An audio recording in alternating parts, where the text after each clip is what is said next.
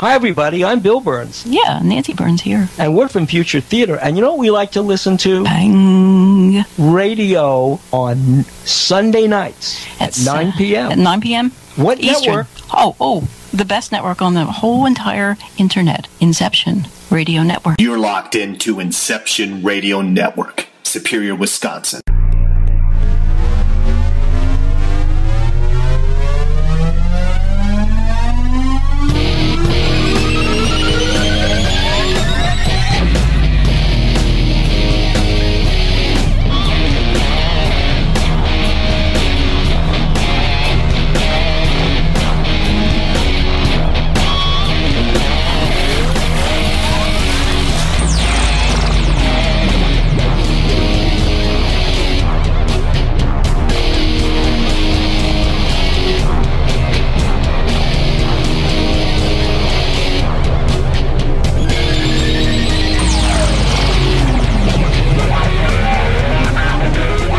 Get ready to pang your head. Your radio host for Pang Radio, Mike Lucas.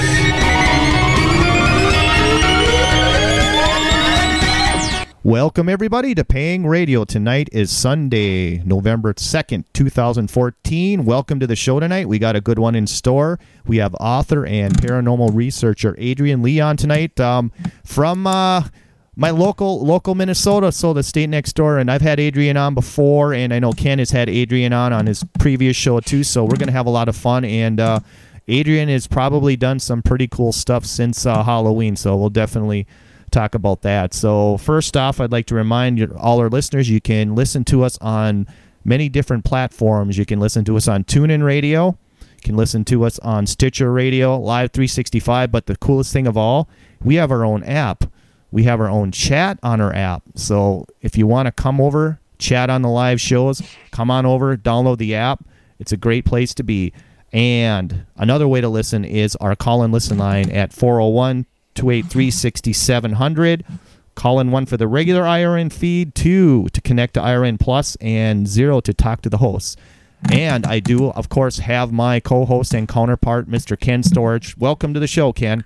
Hey, thanks for having me, and welcome, ladies and gentlemen, to Pang Radio. Glad to have you. Perfect. Ken, do you have some shout-outs tonight for anybody? I do. I know that Mindy, Larry, and Chance are listening tonight, so I want to say howdy to them, and that's there in Shodo, Oklahoma. So welcome, guys. Very cool. And I got a lot of shout-outs from Facebook today, so here we go. Here goes my list. Okay, we got William from Oklahoma City listening in, and we have Bob from Raleigh, North Carolina. Dean, who is an avid listener, he's always on our Facebook page, from Southeast England. My buddy Josh, hometown Josh, from Hawthorne, Wisconsin. Another Josh calling in and listening from Timberville, Virginia. Kevin from North Mankato, Minnesota, another local person listening. Also our friend Bill in chat. Bill is a great guy. He is listening in from Balmville, New York. And last but not least, I would say she has been one of the longest dedicated listeners on the network. I see in chat at the moment, Lorraine calling in from Port Cartier, or not calling in, but listening in from Port Cartier, Quebec. So just from everywhere around the world, and we appreciate the support and we appreciate the donations, and this, like I said, if it wasn't for the fans and all the listeners, we definitely would not be here, Ken. Oh, definitely. I kind of hate to think that I was just talking to you and I.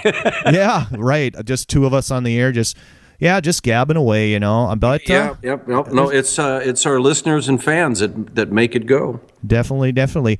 Now, Ken, you said there's been kind of a lot of sightings in an area over in Colorado.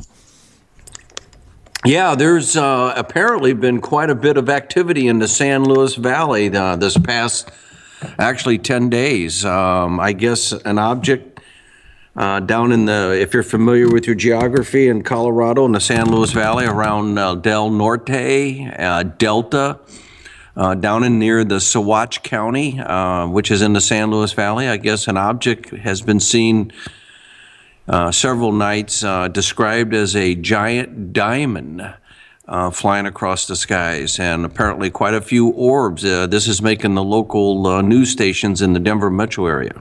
Yeah, and I did post that in IRN, the IRN Facebook page for news. So if you want to see the latest news, I'm always posting anything that I can find that's relevant to the unknown UFO field, Bigfoot, paranormal. It's mostly UFOs because that kind of is my love, but I try to put a arrangement of everything up there. And I am, of course, supplying the Facebook page, of course, with Roger Phillips comics with his gray aliens. They're neat little guys. And if you he's got some good stuff. Yeah, and he launched his book today. Actually, he launched his book yesterday. I ordered two, one for myself and one for a present for somebody that would love the book. So I can't say who it's for on the air because they're probably listening. They probably I probably busted myself now, Ken. Yep, you gave it up already, but that's okay. Yeah, and something else in the news, Ken, too. You had the Virgin Galactic crash. I mean, that was kind of unexpected. Yeah, and your mainstream media, you had the rocket blow up on the launching pad in Virginia, and now you've had the Galactic crash in which there was one of the pilots was killed, and mainstream media is making a big push that it's really setting back space travel in the private industry, which I beg to differ. Hey, anytime you are flying an airplane, driving a car, or sailing on a ship, there's always the possibility of an accident. And so, tragic in the sense that people have lost their lives, and there is a causation for why the rocket blew up and why the galactic ship went down. But still, I think that the private industry is the one that's going to further space exploration, because that's where it's at. I think that the driving force is, there is opportunity, not only financial, but just the idea of being boldly go where nobody's gone. Okay. Right. Exactly. Yeah, and so that it's in our blood to explore, and that's what we do. And I think that we're going to see some great leaps and bounds in the coming future in regards to that. I totally agree. This is just it's just a little thorn in the side. But hey, you're going to have those stumbling blocks no matter what, and to think that you could go through the entire exploration of just our solar system without some kind of tragedy or accident is just facetious on anybody's part. It's going to happen. It's just part of the expense. Yep, definitely right. So now I will get to Adrian Lee. I'll read his bio for all our folks. Adrian Lee was born and raised in London, England. He studied history and history methodologies for his master's degree and lectured for 14 years, becoming the head of several art and history departments and a local advisor for education. Adrian is the founder of the International Paranormal Society and a member of the Luton Paranormal Society in England. He has investigated ghosts and haunted buildings throughout Britain and America, particularly in the Midwest area. Adrian states, I have first became interested in paranormal after experiencing several events in my childhood home. Progressively throughout my adult life, idea of interfacing with the dead became intriguing to me as a historical perspective. Boy, this got some reading going on. Adrian's books are Mysterious Minnesota, Digging Up the Ghostly Past at 13 Haunted Sites. Great book. I did pick that up last time I had him on the air, so it was a great book. So if you look for that, you can find it at Barnes & Noble and World Books and Amazon if you want to look. But let's bring in Adrian here for the show. See if I got everything set up correctly, and we'll bring him in live. Looking forward to talking to Adrian. I'm sure they had a busy weekend with Halloween last weekend. Well, Adrian, welcome to Paying Radio. Welcome back after a few years. Fabulous. Yes, it's been far too long, hasn't it? Oh, it has. But I'm sure you've talked to Ken in the meantime, though. Ken's with me now. Yes, I heard that. Yes, we've had one or two very interesting conversations. This is true. And there's never enough minutes in the conversation. You're always feeling like they could be with another hour almost. We tend to have some fabulous conversations. Right. So I read the listeners your bio. Do you want to tell them a little bit deeper how you first had your first experience as a child? Well, I think all of us have had some sort of experience in our youth, perhaps, where we've had an interaction with a ghost. Certainly, I discovered that the strange old lady wandering around my bedroom when I was a kid actually turned out to be my great-grandmother. It was a very interesting story, actually. I was at the age where I needed a proper bed rather than, I think, what you'd call in this country some sort of crib, perhaps, or a cot, we'd say in Britain. Mm-hmm. So I was getting to the age where I needed a bed, and this was the end of 1972. And unfortunately, my great-grandmother died, and I did meet her, but I don't recall at all that incident. I was far too young, and I've only been 1 or 2 years old. But apparently, me and my great-grandmother did actually meet, though I have no recollection of that. And I spent all of my youth wondering who this strange old lady was in my bedroom wandering around. And I knew that my bed had come from my great-grandmother because my parents had mentioned that's what they got when she died, in terms of, you know, when you go through the house and so forth. And someone said, well, Adrian needs a bed. You know, well, we'll give him the bed she bought, because she'd only bought it recently. So subsequently, one day when I was a child, I said to my parents, did by any chance my great-grandmother actually die in that bed? Was that her deathbed? And very matter of fact, and both my parents are scientists, but very matter of fact, they said, yes, she died in that bed. And then I thought, that must be the old lady who's wandering around my room. But very interestingly, I then, obviously I must have had a look on my face at that age, and I had the blood drain out of me, and I probably looked very ashen. And my dad followed that up by saying, well, your great-grandmother loved you. She'd never do anything to harm you or cause you any problem. And that seemed to help in many respects. And I think that's still true today. When people say to me, have you ever been scared? Have you ever, you know, been frightened by anything? The people that I engage with and my team engages with are people's grandparents. They're people's great-grandparents.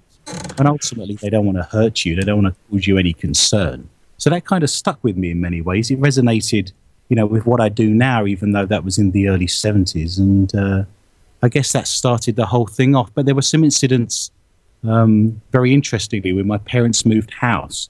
They moved house in 1983, and I was just beginning to be a teenager then. And we moved into this house, and the lady that was in the house, her husband died, and she was very elderly, and she moved to stay with her sister. And my sister's name is Joanne. And my sister, I didn't get on very well with when I was a child, because obviously brothers and sisters tend to fight a lot. And I'm an Aries and she's a Scorpio. So if anyone who knows astrological signs will know that's not a great combination. But ultimately, I woke up one night and my sister was sleeping on my bedroom floor. And I said, what are you doing on my bedroom floor? And she said, I can hear voices in my room. There's people trying to talk to me. And I said, I find that hard to believe. But, you know, I believed her ultimately. And then a following night, this is a week after we moved into this house. And the following night, she came into my room again and said, did you call my name out? I said, no, I've not said a word. And she apparently went into my parents' room because she heard a man's voice shout out, Joe. And it woke her up because her name was Joanne. So we never thought no more of this and just thought it was an overactive teenage girl's imagination.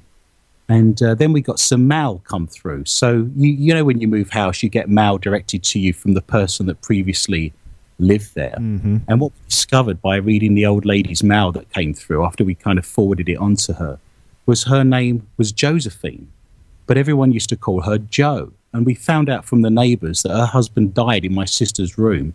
And when he was shouting Joe out, he wasn't actually wanting to talk to my sister. He was actually wanting to talk to his wife, who was called Josephine.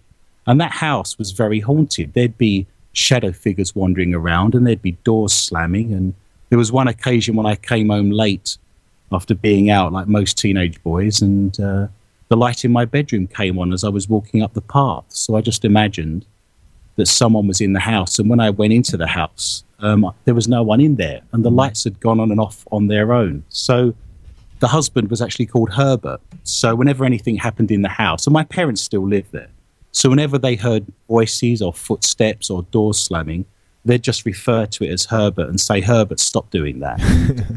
I guess this is the approach to ghosts, isn't it? When people say, got a ghost in my house, what can I do about it?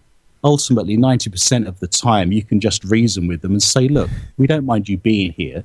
You used to live here. You perhaps built the house, and you've as much right to be here as we have. But can you stop playing with the kids, and can you stop making noises after 10 o'clock? Because I've got work in the morning. And 9 times out of 10, in my experience, they actually adhere to that. So that's the approach we take. But I guess those would be the first experiences I had in my youth and my childhood. Hey, Adrian, I got a question for you. The fact that Josephine's husband was calling out her name, Joe, suggests that he wasn't aware that your sister was in the room, that he wasn't aware that his wife wasn't there. That is a possibility. Yeah, he died. She moved out of that house very shortly after he died, in actual fact. So whether there was some sort of transitional period where he was kind of in flux and hadn't quite made it to the other side yet, because people tell me, and I'm sure you've got experience of this yourself, you know, people tell me that they tend to get paranormal experiences and hauntings a week or so or 2 weeks after the person's died. And they tend to get a sort of visitation, if you like. And then after that, they get nothing. So it almost seems to me that they want to say a last goodbye, or they want to reassure them, or there's some sort of situation where they're in stasis for a couple of weeks, either because they don't know where they're going, or they're confused, or they want to stay around to see what their funeral was like, and what Auntie Jean was wearing, and who turned up, and what the catering was like. Do you think that those energies are aware that they're no longer in our physical world, that they've crossed over? Do you think they're aware of that, or are they simply, you know, not cognizant or aware that they're in a different in a different plane? I think based on our culture, you must have an understanding of what we discuss and what's kind of a convention for when we die. So even though there isn't really any scientific proof set up, the culture of our society suggests that, you know, when you die, there is perhaps a period of time, and there's the cliche of going to the white light. So we do have an understanding perhaps of a cliched set of conventions of what it would be like. I think a psychologist may suggest that you might not necessarily want to embrace the idea. You know, so it's one thing knowing you've died, it's another thing actually admitting to it, because at that point, you've then actually got to deal with it, haven't you? We're in a society where if you was in an elevator and there's 4 people and one of them breaks wind or breaks gas, everyone ignores it, don't they? No one acknowledges the fact, because if you acknowledge the fact, you've got to deal with it, and it's easier from a psychological point of view. Yes. Oh, I don't know. I know of several individuals that would step forward and say, "Hey, that was me." Yeah. Ooh, good one. Yeah. Yeah, exactly. Yeah. But, you know, to answer your question, I guess, I think someone who doesn't know that they've crossed over would have to have lived, you know, in isolation of our culture, because you would have an understanding, I think. Having said that, there's been very few occasions I can think of, but there's been 1 or 2 where someone's died very suddenly, like a piano has just fallen on their head from a great height. And I think there may be a period of perhaps, where am I and what just happened? But I think, you know, over a period of time, you'd have an understanding of where you were, just because of what we discuss and what's and that makes sense. Yeah. And that brings me to another question. Does the type of death that the individual experienced, like you just mentioned, a sudden, unexpected piano falls on your head, and that person, you know, was in perfect health, you know, was whistling on their way to work, and in the next instant they are deceased, or they're no longer on this side. Does that, or somebody that lays in bed and suffers for 6 months to a year and finally passes away, does the matter of death make a difference, do you think? I think you may be surprised to find the answer to this, that most of the people I have contact with, either through my psychic skills or other psychics on the team, or ultimately through the science of our equipment, most of the people I engage with haven't died a very quick, sudden, miserable death. They've died in very natural circumstances, if you can call dying natural circumstances. George Orwell, the famous British writer, of course, of 1984, An Animal Farm, wrote a fabulous little article. He was a writer for the Daily Herald and the Observer newspapers in Britain in the 1930s. And he had experiences of fighting in the Spanish Civil War in 1933.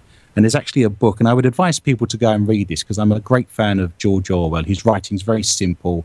It's very descriptive without using long words, because as a socialist writer, he wanted everyone to understand what he was saying and not be elitist. But he wrote a fabulous piece for the Observer newspaper where he discussed what it was like to actually see somebody dying. And it's actually in a collection of short stories. And he describes the fact that when he was injured during the Spanish Civil War, he was in a hospital bed, like a dressing station, I guess. and he leant across and looked at the person next to him. And the person next to him was worse injured than he was. And he actually died in front of him. He could actually see the guy dying. And he writes this fabulous article about the fact that there's no such thing as a quiet death. People would like to think that you just slip away and there's no pain. But he describes very Orwellian how this guy went blue, azure, and his tongue came out and his eyes, bulged as he was kind of at his death rattle, if you like. And if anyone wants to read a first-hand primary description of what it's like to see someone die in front of you and you're sat there in hospital actually watching them in the bed next to you, that's very descriptive and a great piece of writing. But most of the people I chat with in spirit have actually died under very normal circumstances. And the ones that die suddenly and tragically, there's more chance, I think, in my experience, of actually finding a residual haunting at that point. If you see someone, suddenly have their head chopped off with an axe, for example, or, be shot suddenly, that tends to leave a residual imprint, like a very traumatic incident that soaks into the walls or the fabric of the building and is replayed over a period of time. And I believe this to be true. We've all experienced when we go around someone's house for dinner. Imagine you're English and you're going for a dinner party and it's all very posh and you ring the doorbell. And the lady of the house opens the door and invites you in, and the husband's there, and everyone's very cordial and very polite and very friendly. But you sense a negative energy, and you're not quite sure why. Well, the reason is, of course, a minute before you rang the doorbell, she's saying to him, "You can't wear that shirt. You've not ironed it. When was the last time you combed your hair? They'll be round in a minute, And then the doorbell rings, and everyone smiles and everyone's very polite, but you get that residual energy. Yeah. And I would advise anyone who has an argument in their house. Because let's face facts, every relationship has moments of tension and friction. I would advise people listening to the show that if you have those moments, don't do it in the bedroom. If you're going to throw cups at one another and shout at one another, at least go down to the kitchen. Because in the bedroom, it's somewhere where you want to relax and somewhere where you want to sleep. And the negativity soaks into the walls. Yeah, it's your sanctuary. Yeah. Absolutely. So to answer the question, the negativity that gets absorbed tends to come from tragic incidents and perhaps tends to be more residual. In my experience, when I interact with spirits, they take under natural circumstances more often than not. And I think there's something to that, Adrian. I've been on a number of instances where I had people literally die in my arms as a result of a car accident or a gunshot wound. And you can feel, there's one particular case in which a 19-year-old lady was killed tragically in a car accident. And she was alive when I got on scene, and she was pinned in the car. And so I couldn't move her, and I was waiting for rescue and, advise them that they were going to need certain equipment to extricate this this young lady from behind the wheel. But in the interim, she passed away. And I literally felt the energy leave her body. Wow. And it was like it was all around inside the car, if you get what I mean, but it wasn't in her. Weird. What's very interesting, of course, that the Native American culture believes that if they were to kill somebody in battle, the reason they do their dances after a battle, like a war dance, I think they do a dance, and I'm happy to be corrected on this, called the Dance of the Dog. And the idea is that as you're dancing, every time you put your feet on the floor, and that's why when they dance, they make very distinctive motions to press their feet into the ground as they're hopping and dancing around. The idea is to remove the spirits that you've collected of the people that you've killed because you don't want them to follow you. So even the Native American culture had an awareness of how negativity and how spirits can absorb themselves into your life. And when you think of hotels and places that generals stayed, especially during the Civil War and the Sioux Uprising, as a Western European culture, you could go onto the battlefield. Imagine Gettysburg, and some of the spirits that you could be attached with. And then where you go next is a place where that can be absorbed. The Palmer House in Sauk Center in Minnesota springs to mind because intrinsically there's no reason that hotel should be haunted over any other hotel. Yeah, I think last week it got voted the most haunted building in the whole of Minnesota, yet it's just a very lavish 1901 hotel with stained glass windows. It was only the second building in the whole of Minnesota to get electricity. In fact, they had to replace the switches after 6 months because everyone used to come in and turn the lights on, put the switches out.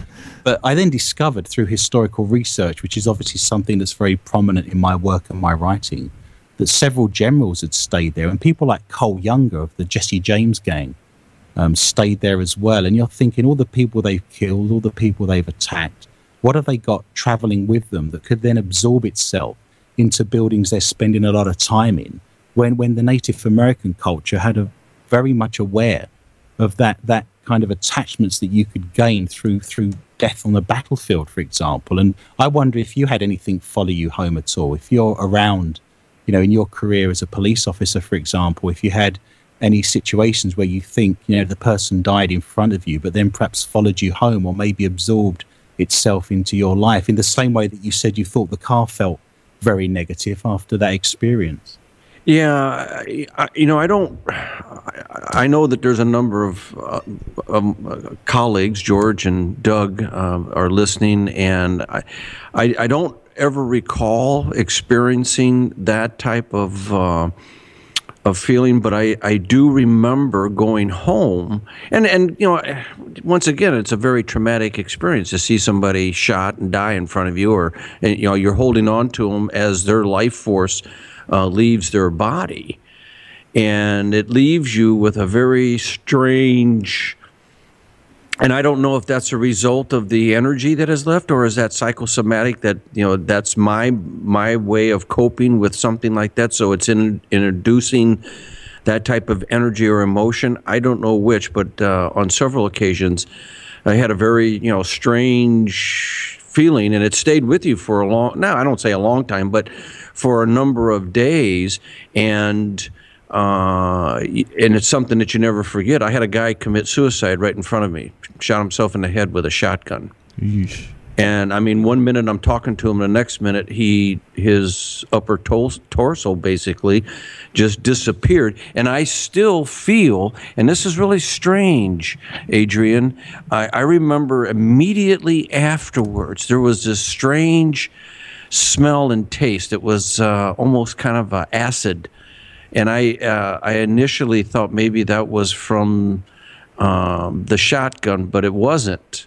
I mean, I've fired enough weapons and continue to shoot guns. I'm a big avid of shooting guns, and it wasn't the smell of gunpowder or nitrates. It was a different kind of acid taste. And what's really strange, that every once in a while, out of the blue, I won't even be thinking about that case, even though it's very vivid in my memory. Something like that would never go away. It's imprinted in the brain cells. I get that taste.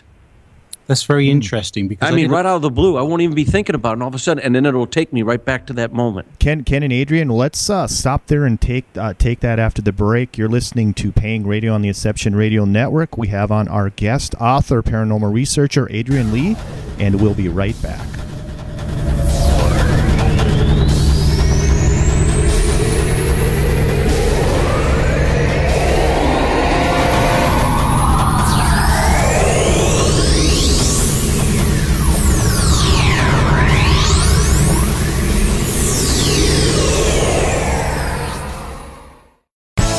Hello, Inception Radio Network listeners. This is Amanda. Remember, you can take your Inception Radio shows on the go. Just download the Inception Radio Network app for your iPhone, iPad, or Android smartphones and access live shows, past shows, guest lineups, and much more. Just visit the iTunes Store or the Google Play Marketplace and download it today for free. Hello, everyone. Lorian Fenton here, host of the California MUFON radio show, asking if you'd like special access to exclusive and amazing information about UFOs, the paranormal, and all things unexplained. If you're nodding yes, then join IRN's Insider Club. As an Insider Club member, you'll get an all-access pass to premier Inception Radio Network content for only $4.99 a month. This includes live UFO and paranormal conferences, live streaming UFO sky watches, exclusive IRN radio and TV productions, and of course, paying radio with MJ and Ken Storch. So don't wait any longer. Visit InceptionRadioNetwork.com and click on Member Login to join IRN's Insider Club and get your VIP access today. Howdy, this is Joe Mars. I'm inviting you to tune in to Epic Voyages, 8 p.m. Central, 9 p.m. Eastern, Monday nights, right here on Inception Radio Network. To find out more about Epic and how you can become a member, visit epicvoyagers.com. That's EPICVOYAGERS.com.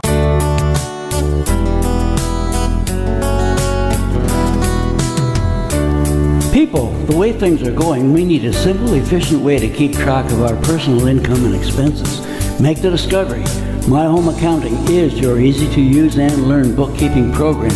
It works with Windows XP, Windows 7 or 8 on your desktop or laptop.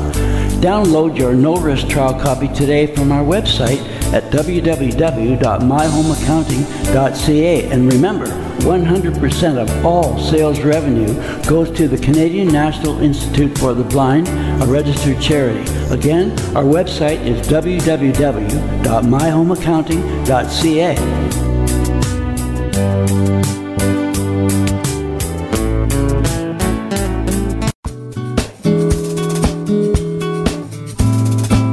Hi, Bob Tarmac for MJ'sHealthyWay.com. Are you into vitamins, nutrition, meal replacements, health shakes, keeping your body in good shape, your internal engine going? Boy, do I have a perfect place for you. MJ'sHealthyWay.com. They offer the best service and products, and they'll tell you anything you need to know about any product they have to offer. I get all my vitamins, meal replacements, shakes from MJ'sHealthyWay.com. That's spelled MJSHealthyway.com. There's so much more at the website. Go check it out. MJ'sHealthyway.com.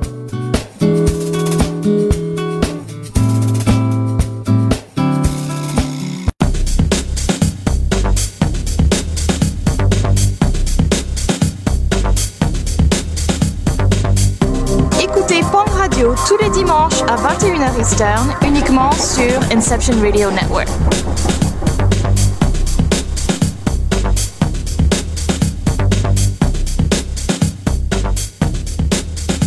You're locked into Inception Radio Network, Superior, Wisconsin. And welcome back to Paying Radio. Tonight we have on author and paranormal researcher Adrian Lee. We left off with Ken going through a traumatic incident there, and it had to do with smells, Ken. So go ahead and take over there. And well, Mike, I was asking Adrian, that in this particular incident, immediately after it happened, there was this kind of an acid taste and smell in the air, and initially I told people, and they said, well, that was the smell of the gunpowder going off in the weapon when the gentleman committed suicide. And that's not it. I mean, I've fired a number of weapons, and I'm a big avid gun collector. I shoot guns all the time, and it's not the same. And I was asking Adrian because out of the blue, I mean, I'm talking about an incident that happened probably 25 years ago. And I'll be fishing or reading a book or something, and out of the blue, I'll get this smell and taste. And it instantly goes back to that scene that, that happened. And so that was my question to Adrian. I've heard of other people having smells and taste when something paranormal is about to happen or is going to happen. And that's my question to you. Is that something that you have experienced or have some thoughts on? It is, yes. Psychics will tell you, of course, that there are times where they can taste blood, or they can taste poisons, perhaps, or cigarettes, or even grandma's cookies. I'm trying to remember the name of that off the top of my head. I think it's clairvoyant, but I'd have to check that. But that is a form of being psychic as well, that you get the taste and flavors of things. But what I was going to say was I've done a lot of research. I mentioned it in my last book, Mysterious Minnesota. I talk about smells, because there's been numbers of places I've investigated, and Taylor's Falls jailhouse springs to mind on the edge of the Wisconsin-Minnesota border, where I'm investigating in there, and then you get the most terrible sulfur-type smells just before you have kind of paranormal contact, really. And some people would associate those maybe with demonic entities or the darker side biblically of things. But on these occasions, they're normal spirits, if you like. They're not non-human. But that smell does come about. And I did some research on this. And it's mentioned in the Iliad, going that far back, about the concept of electricity and EMF, if you like, reacting with the air. And people have actually documented after lightning strikes that they get a very strong smell of sulfur. And Benjamin Franklin actually documented to the Royal Society the concept of having sulfur-type smells after a big kind of exertion of electrical magnetic energy. So I just wonder, and of course you get the cliche of the fire and brimstone, if you like, when we talk about, you know, biblical events happening from God. So there's many different cultures that associate the sulfur smells with perhaps lightning and a big discharge of electricity. And in my experience, there has been occasions where spirits have somehow reacted with the air, as Benjamin Franklin quite rightly pointed out. And it requires a vast amount of electrical energy for that to take part. But it is there and is documented if people want to look at that on the websites or on the internet. And I just wonder if there's an element that there's been occasions where I've seen psychic activity, or I've experienced spirits and ghosts just moments before they arrive, by getting that smell first, and if something's happening to the air and it's being charged or juiced up. And of course, part of the equipment we carry with us now are things like EM pumps, where we fill the air with electrical magnetic energy on purpose to try and get the ghost to manifest, because maybe, you know, it's like a finger buffet, and you can actually perhaps give them a better chance or a catalyst of appearing if you then charge up the atmosphere and allow them to appear. Because ultimately, you know, we've discussed on other shows in the past that, you know, there is the possibility that you might actually be able to earth a ghost, because if ghosts and spirits require energy to open doors and to create footsteps, or to perhaps turn the faucet on and off, or light switches, that does require an energy. And so they must be working with a type of energy for that to take place. And of course, it's working within the atmosphere.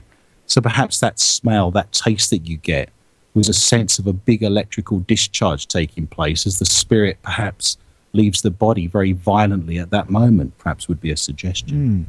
That's a good question. Now, Adrian, I had a question going back to so-called like a spirit in limbo. Now, does the environment have an influence on where the person passes, like compared to passing in your house as to like a battlefield for the Civil War? Is it going to be a longer process being outside of their environment before they pass?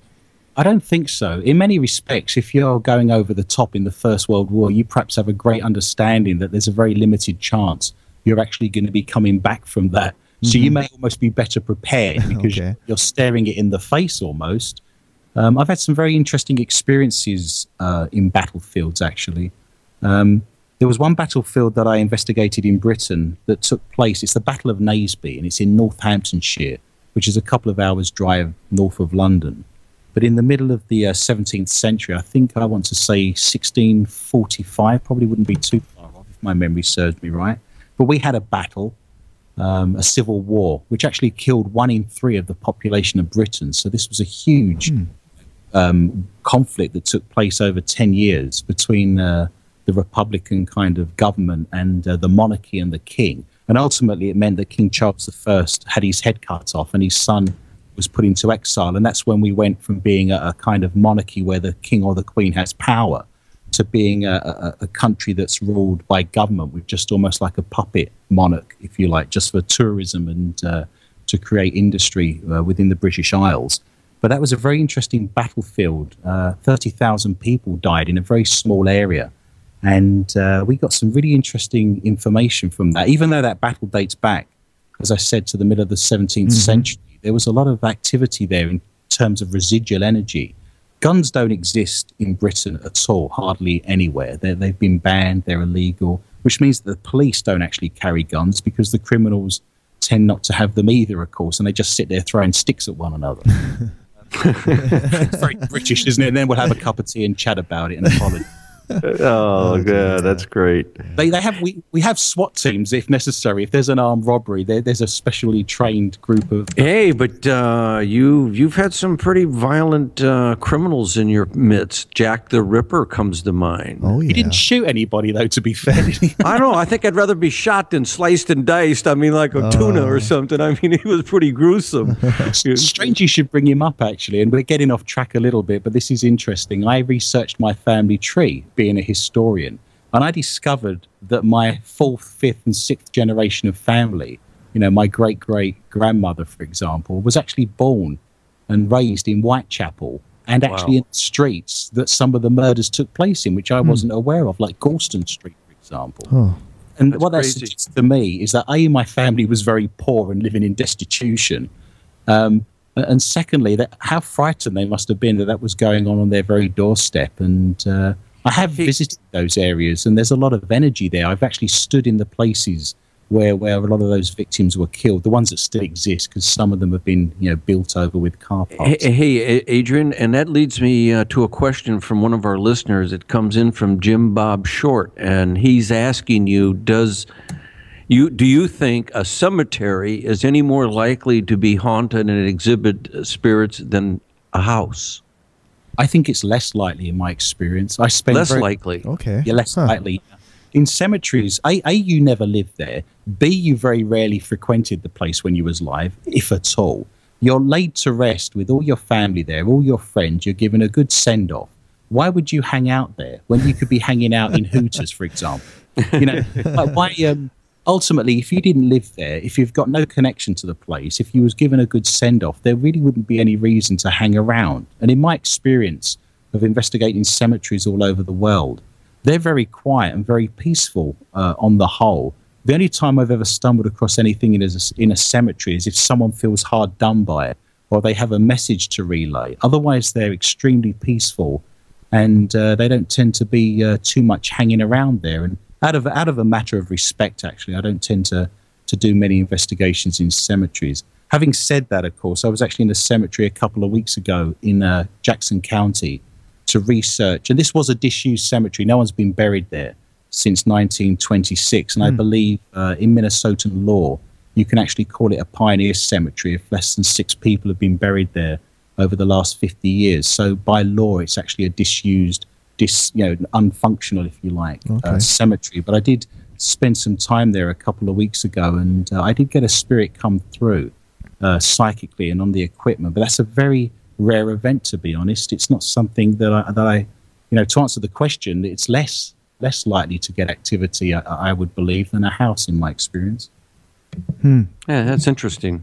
That is interesting. Yeah, and listening to it makes sense. Why would you hang around there? I mean, you've got a good send off, as you say, and it was done in a way that your ancestors prior to you.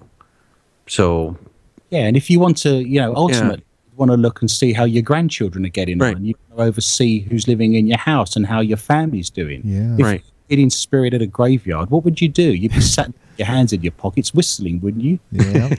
All I know is people are dying to get in. Oh boy. I couldn't pass it up. I'm sorry. Everyone thought it. You was the only person who said it. Yeah, I know. Exactly. It's funny that all these ghost hunting groups have an attraction to go to the cemetery and think they're going to see spirits, though, too. I will tell you one thing very briefly. People say to me, why do ghosts always hang out in basements?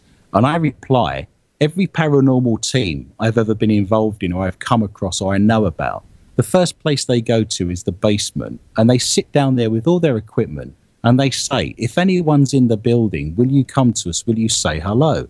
Well, the spirit turns up and says hello, and they have a conversation, and the measurements get measured, and things go off, and the temperature changes, and this, that, and the other. They come out of the basement and say the basement's haunted. There's a spirit down there. There's not. The spirit was hanging out on the 3rd floor. And you called them down there. Could you come to me? It then comes to them, and then they say it's hanging out in the basement. Well, it's not, because people say, why would the spirit hang out in the basement? It's dark, it's miserable, it's wet. Why were they down there? Well, they're not hanging out in the basement. That's where you happen to go, and you ask them to come to you. Yeah, that's a good point. That's the same with the cemetery, I guess, isn't it? Right, yeah. Right. We have another question from chat too here, Adrian. Have you ever reported seeing a spirit like of a caveman or Neanderthal, like something more of an ancient type of creature? This is a subject we've talked about on many occasions, and I know people have different views on this. To listen to the rest of this interview, please go to InceptionRadioNetwork.com and register for the Insiders Club. What is the Insiders Club? The Insiders Club is our premium content, what you've just listened to. Now, what you've just listened to is a preview of that premium content. The Insiders Club is how we pay the bills. It's how you support IRN. You join forces with IRN to get the truth out there. Now, a lot of our content is free. I mean, most of our content is free. All of our live shows are free. If you go to our archives, the vast majority of our archives are for free. But to pay the bills, to help make sure this network stays alive, stays viable, we offer those who really love our radio station, our network, and our shows, an ability to support our network and become a part of IRN. Actually join forces in helping us get the truth out there. Now, how do you do this again? You go to InceptionRadioNetwork.com and you subscribe for the Insiders Club, and you'll have access to all of our archives, including this show, the rest of the show. A faster way of getting there, go to the description below this video and click on the link. And like I said, you'll be joining forces with IRN. You'll have availability of all of our content, and we really appreciate your support.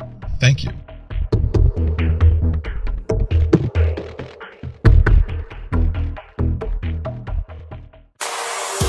Hello, everyone. Lorian Fenton here, host of the California MUFON radio show, asking if you'd like special access to exclusive and amazing information about UFOs, the paranormal, and all things unexplained. If you're nodding yes, then join IRN's Insider Club. As an Insider Club member, you'll get an all-access pass to premier Inception Radio Network content for only $4.99 a month. This includes live UFO and paranormal conferences, live streaming UFO skywatches, exclusive IRN radio and TV productions, and of course, paying radio with MJ and Ken Storch. So don't wait any longer. Visit InceptionRadioNetwork.com and click on Member Login to join IRN's Insider Club and get your VIP access today. To listen to the rest of this interview, please go to InceptionRadioNetwork.com and register for the Insiders Club. What is the Insiders Club? The Insiders Club is our premium content, what you've just listened to. Now, what you've just listened to is a preview of that premium content. The Insiders Club is how we pay the bills. It's how you support IRN. You join forces with IRN to get the truth out there. Now, a lot of our content is free. I mean, most of our content is free. All of our live shows are free. If you go to our archives, the vast majority of our archives are for free. But to pay the bills, to help make sure this network stays alive, stays viable, we offer those who really love our radio station, our network, and our shows, an ability to support our network and become a part of IRN. Actually join forces in helping us get the truth out there. Now, how do you do this again? You go to InceptionRadioNetwork.com and you subscribe for the Insiders Club, and you'll have access to all of our archives, including this show, the rest of the show. A faster way of getting there, go to the description below this video and click on the link. And like I said, you'll be joining forces with IRN. You'll have availability of all of our content, and we really appreciate your support. Thank you.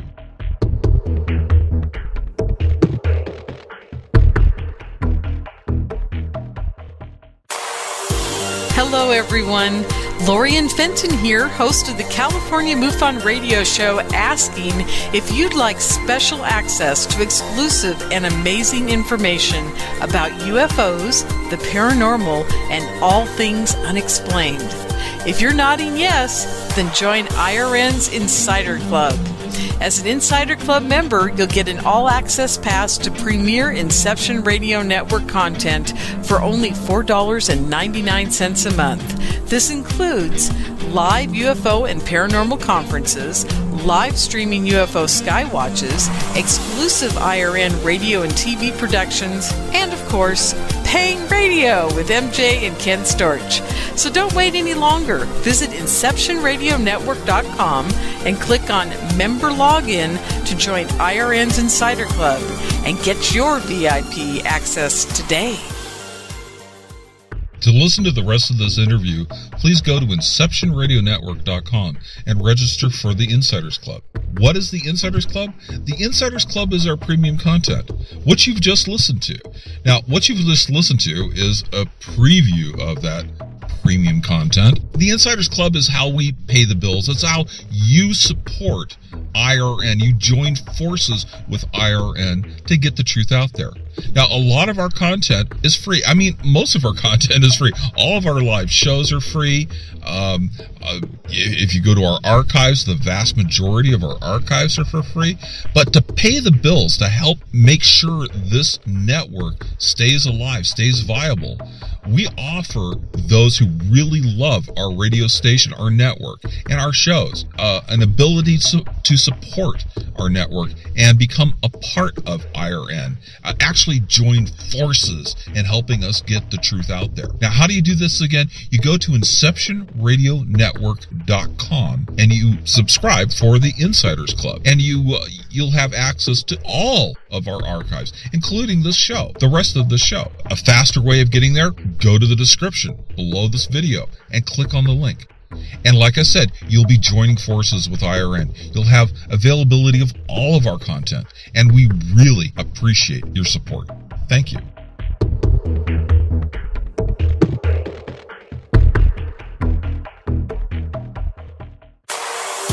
Hello, everyone. Lorian Fenton here, host of the California MUFON radio show, asking if you'd like special access to exclusive and amazing information about UFOs, the paranormal, and all things unexplained.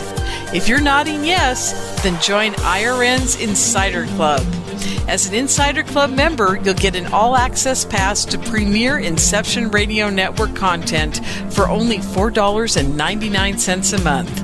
This includes live UFO and paranormal conferences, live streaming UFO skywatches, exclusive IRN radio and TV productions, and of course, paying radio with MJ and Ken Storch. So don't wait any longer. Visit InceptionRadioNetwork.com and click on Member Login to join IRN's Insider Club and get your VIP access today.